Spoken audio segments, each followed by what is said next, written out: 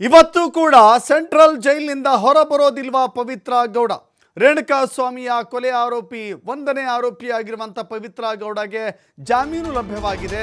ಆದರೂ ಕೂಡ ಆಕೆಗೆ ಇನ್ನೂ ಕೂಡ ಬಿಡುಗಡೆಯ ಭಾಗ್ಯ ಸಿಕ್ಕಿಲ್ಲ ಈವರೆಗೆ. ಆದರೆ ಇವತ್ತು ರಾತ್ರಿವರೆಗೂ ನೋಡೋದಾದರೆ ಆಕೆಗೆ ಬಿಡುಗಡೆಯ ಭಾಗ್ಯ ಸಿಗುತ್ತಾ ಇಲ್ವಾ ನೋಡಬೇಕಾಗಿದೆ. ಜೈಲಧಿಕಾರಿಗಳ ಕೈ ಸೇರಿದೆ ಜಾಮೀನಿನ ಪ್ರತಿ. ಅಂದರೆ ತಡವಾಗಿ ಹೋಗಿದೆ, ನಿಗದಿತ ಸಮಯಕ್ಕೆ ಹೋಗಿದೆ, ತಡವಾಗಿ ಕೈ ಸೇರಿದೆ. ಇವತ್ತು ಕೂಡ ಜೈಲಿನಿಂದ ಪವಿತ್ರ ರಿಲೀಸ್ ಆಗೋದು ಡೌಟ್ ಅಂತ ಹೇಳಲಾಗ್ತದೆ. ಪವಿತ್ರ ರಿಲೀಸ್ ಆಸೆಗೆ ತಣ್ಣೀರು ಹಚ್ಚಿದ್ದಾರೆ ಜೈಲಿನ ಅಧಿಕಾರಿಗಳು. ಸಂಜೆ 6 ಗಂಟೆ ಒಳಗೆ ಜಾಮೀನು ಪ್ರತಿ ತಲುಪಲಿಕ್ಕೆ ಡೆಡ್ ಲೈನ್ ಇರುತ್ತೆ.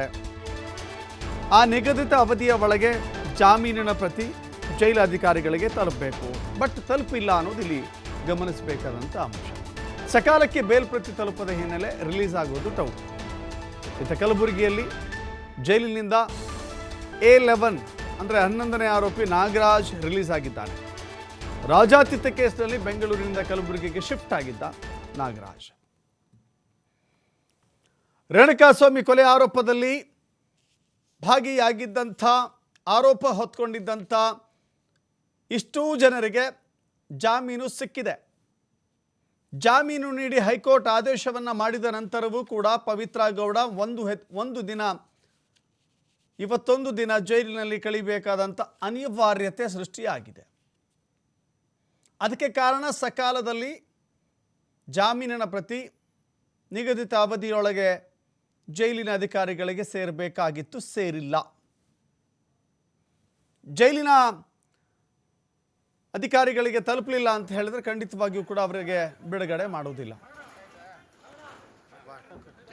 ಜಾಮೀನಿನ ಪ್ರಕ್ರಿಯೆಗಳು ಮುಗಿದ ನಂತರ ತಲುಪಬೇಕಾಗುತ್ತಲ್ಲ, ಅದು ಆಗಿಲ್ಲ ಅನ್ನೋದು ಇಲ್ಲಿ ನೋಡ್ತಾ ಇದ್ದೀವಿ. ಹೀಗಾಗಿ ಪವಿತ್ರ ಗೌಡ ಪರಪ್ಪನಾಗ್ರಹಾರದಲ್ಲಿ ಇವತ್ತೊಂದು ದಿನ ಕಳಿಬೇಕಾದಂಥ ಅನಿವಾರ್ಯತೆ ಇದೆ ಅಂತ ಹೇಳಲಾಗ್ತಾ ಇದೆ. ಗೊತ್ತಿಲ್ಲ, ಇನ್ನೂ ಕೂಡ ಬಿಡುಗಡೆಯಾಗದ ಕಾರಣಕ್ಕಾಗಿ ಈ ಲೆಕ್ಕಾಚಾರಕ್ಕೆ ಬರಬಹುದು. ಇನ್ನೊಂದು ಕಡೆ ಪರಪ್ಪನ ಅಗ್ರಹಾರದಲ್ಲಿ ಇದ್ದುಕೊಂಡು ರಾಜಾತಿಥ್ಯವನ್ನು ಸ್ವೀಕರಿಸಿದ ಕಾರಣಕ್ಕಾಗಿ ನಾಗರಾಜ್ ಎಂಬ 11ನೇ ಆರೋಪಿಯನ್ನು ಕಲಬುರಗಿಯ ಜೈಲಿಗೆ ವರ್ಗಾವಣೆ ಮಾಡಲಾಗಿತ್ತು. ಆತನನ್ನು ಈಗ ರಿಲೀಸ್ ಮಾಡಿದ್ದಾರೆ. ರಿಲೀಸ್ ಆಗ್ತಾ ಇರುವಂಥ ದೃಶ್ಯಾವಳಿಗಳನ್ನು ನೀವು ಕೂಡ ಗಮನಿಸ್ತಾ ಇದ್ದೀರಿ.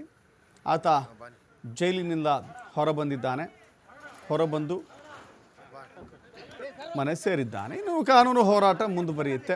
ಹೀಗಾಗಿ ಎಲ್ಲ ಆರೋಪಿಗಳಿಗೆ ಜಾಮೀನು ಭಾಗ್ಯ ಸಿಕ್ಕಿದ್ರು ಪವಿತ್ರ ಗೌಡಗೆ ಮಾತ್ರ ಜೈಲಿನಿಂದ ಬಿಡುಗಡೆಯಾಗುವಂಥ ಭಾಗ್ಯ ಇವತ್ತು ಸಿಕ್ಕಿಲ್ಲ.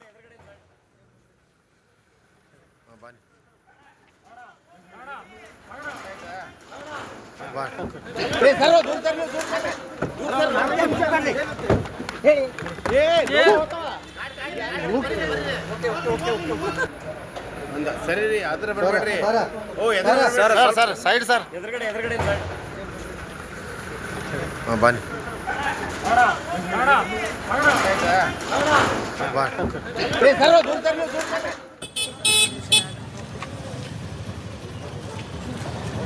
ಅಂದ್ರೆ ಇವಾಗ ಮೇಡಮ್ ರಿಲೀಸ್ ಮಾಡ್ತಾರೆ ಸರ್. ಅದು ಪ್ರೋಸೆಸ್ ಒಳಗೆ ಏನು ನಡೀತದೆ ಅಂತ ನಮಗೆ ಗೊತ್ತಿಲ್ಲ ಸರ್. ಅಲ್ಲ, ಆಫೀಸರ್ಸ್ ಏನು ಹೇಳ್ತಾರೆ ಮೇಡಮ್? ನಿಮಗೆ ಕಮ್ಯುನಿಕೇಟ್ ಮಾಡಿದ್ರಾ ಸರ್? ಕಮ್ಯುನಿಕೇಷನ್ ಅಂದರೆ ಆಲ್ರೆಡಿ ನಾವು ಆರ್ಡರ್ ಶೀಟ್ ಕೊಡಬೇಕಾಗಿತ್ತು, ಅದನ್ನು ಕೊಟ್ಟಿದ್ದೀವಿ ಸರ್.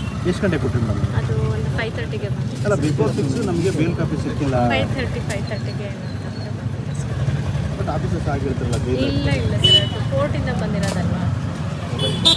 ಅಲ್ಲ, ಕೋರ್ಟ್ ಮೀನ್ ಕೊಟ್ಟಿದ್ದಾರೆ ಅಥವಾ ಮೇಲ್ ಮೂಲಕ ಬಂದಿದೆ? ಮೇಲ್ ಮೂಲಕ ಬಂದಿದೆ ಸರ್.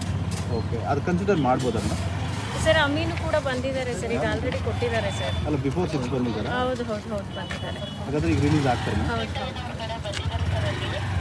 ಸರ್. ಒಂದು 10 ನಿಮಿಷ ಪ್ಲೀಸ್ ಬನ್ನಿ.